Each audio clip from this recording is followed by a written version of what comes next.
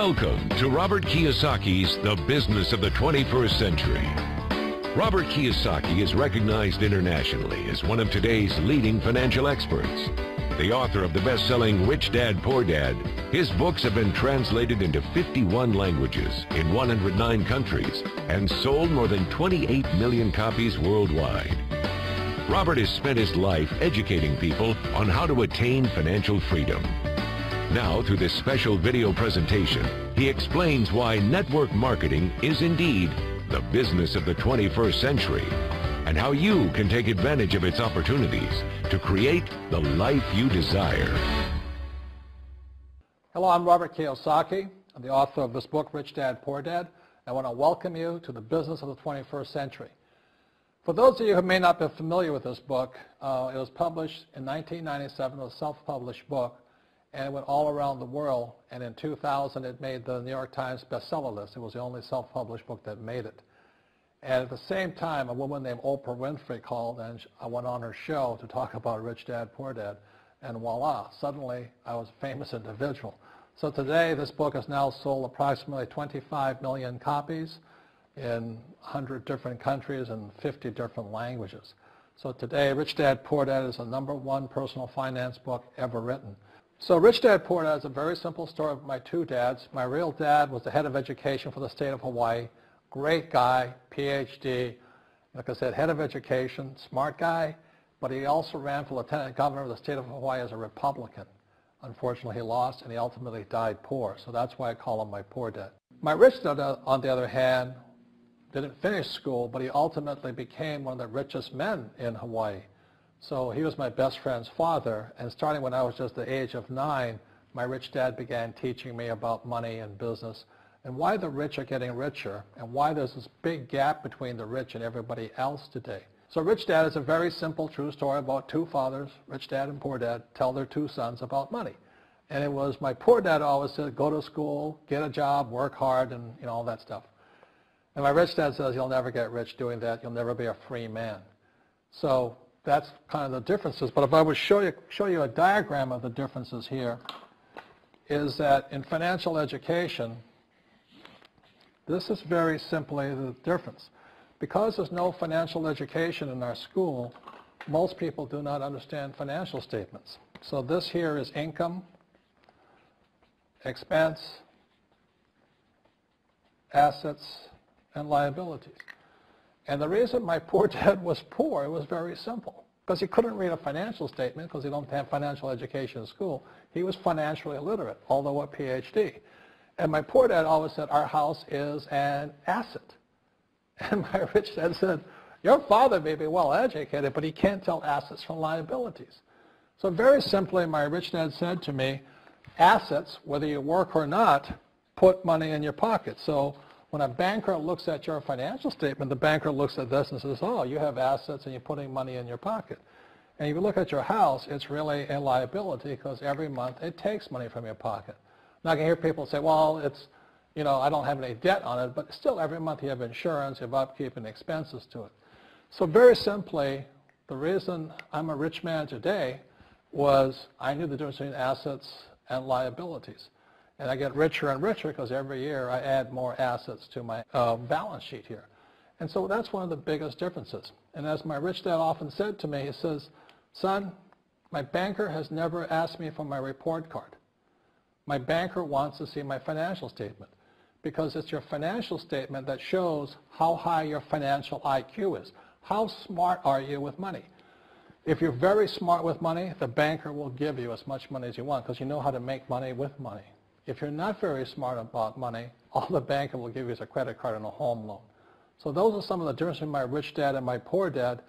And if you stay tuned, you'll find out how you too can create assets instead of liabilities. Because if you're going to survive in the 21st century, you need more assets than liabilities. The next thing I want to cover with you is one of the most important lessons my rich dad gave me, and it was called the cash flow quadrant. And what my rich dad explained to me is that there's 4 people in business. One are E's, employees. S stands for small business, self-employed, or specialist. B stands for big business, and I stands for investor. And the thing of note here is that most people who go to school are programmed for the E and the S side. For example, it was my poor dad who always said to me, son, go to school so you can get a nice, safe, secure job. And so my poor dad wanted me to be an employee. And since the time I was a kid, get a safe, secure job, steady paycheck, and benefits. Okay? I didn't want to be an employee. And I said, Mom and Dad, I want to be a rich man. And I fight with my dad. So my mother finally said, son, if you want to be rich, my mother was a registered nurse. And she said, if you want to be rich, the richest people I know are doctors. So my mom wanted me to come over here, be a specialist or a small business person. I said, there's only one problem with that, Mom. Doctors are really smart. And she says, you got a good point there. I'm not going to be a doctor. So I went to school. I have a Bachelor of Science degree. I can drive ships and I can fly planes. I flew for the Marine Corps.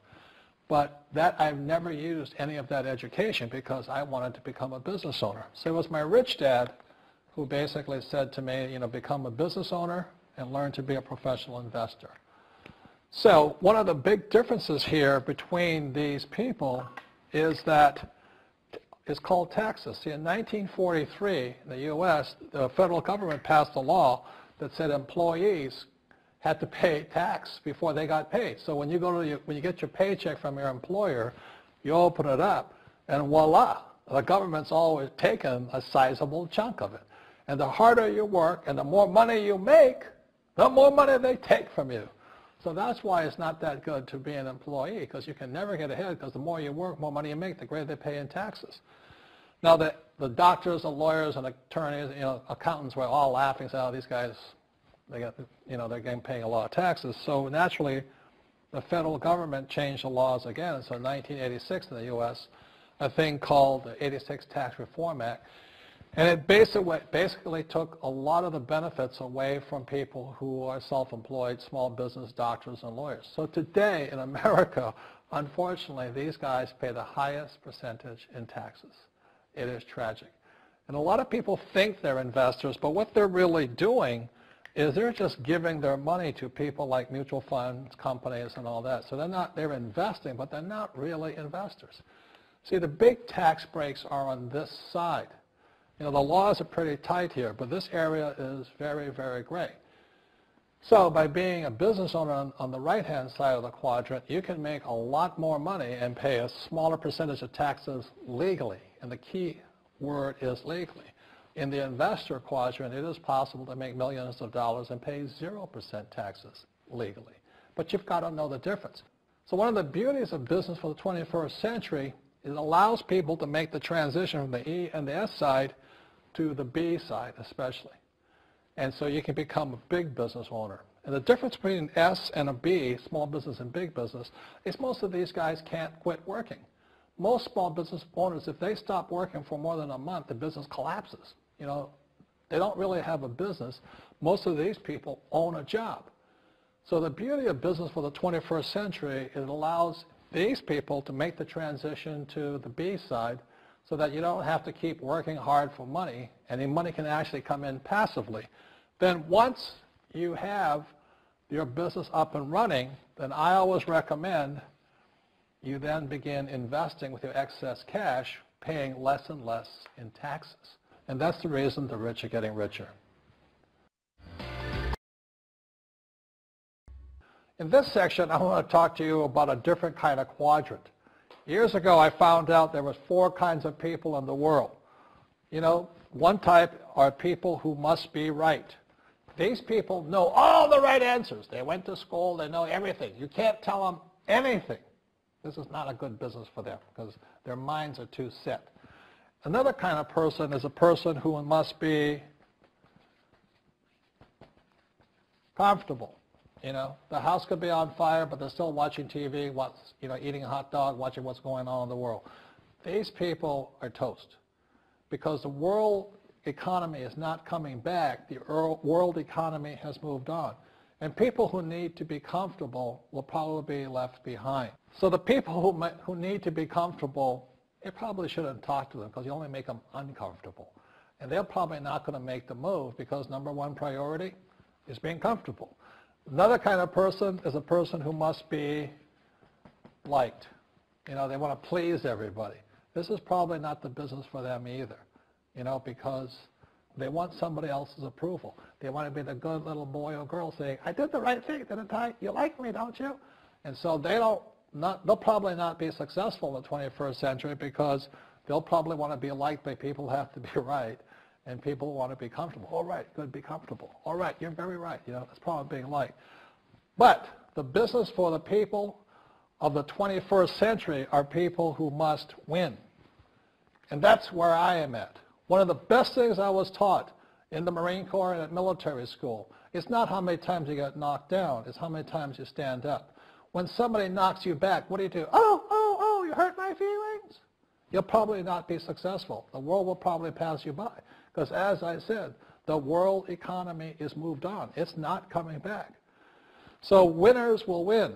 But winning takes sacrifice. Success takes sacrifice. And these are the people who will do best in business of the 21st century. So when you're talking to people, about this business, you have to look at them and ask yourself, is this person really just going to be liked and they'll tell you what you want to hear? Or they're going to argue with you because they know all the right answers? Or they're going to get very upset with you for disturbing them? So what you're looking for in the network marketing business are people who want to win. People who know the economy has moved on.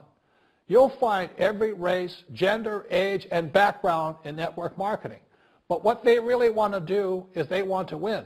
It really is a true playing field in the world, but not for these people. These people will be left behind. Network marketing is for people who want to win because network marketing is the business model of the future. If you want the government to take care of you, then just keep doing what you want to do. It is possible for everyone to win, but the problem is you've got to commit to it. You've got to say, this is what I'm going to do. I'm going to dedicate 5 years of my life. You want to look at the leaders and say, those are the people I want to be like. Those are the kinds of people I want to hang out with. That's what you got to say to yourself. And I want to help other people do what I want to do and win in life. And that's why I support network marketing, because it really is the business for the 21st century.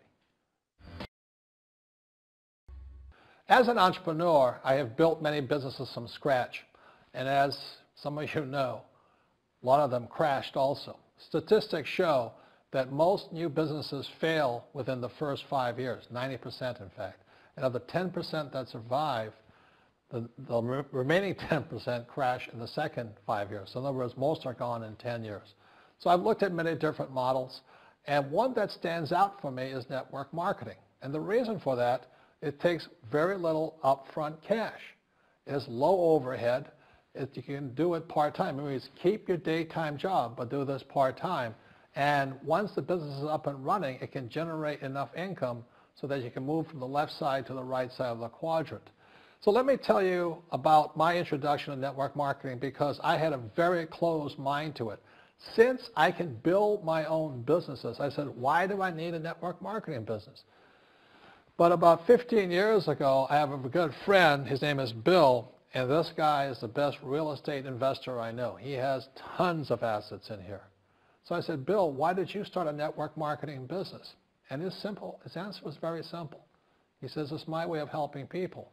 But more importantly, he says, the reason most people can't invest in real estate is because they don't have a business. They don't make enough money simply because taxes, debt, inflation, and retirement savings are killing them. They cannot even invest.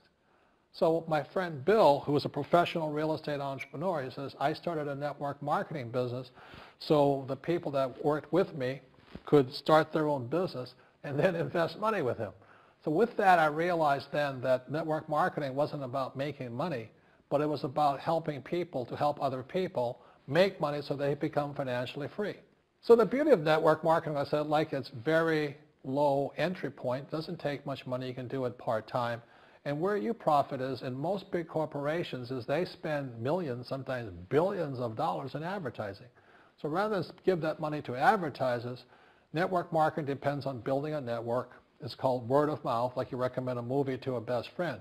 So really, the reason I support network marketing, because it's not about selling.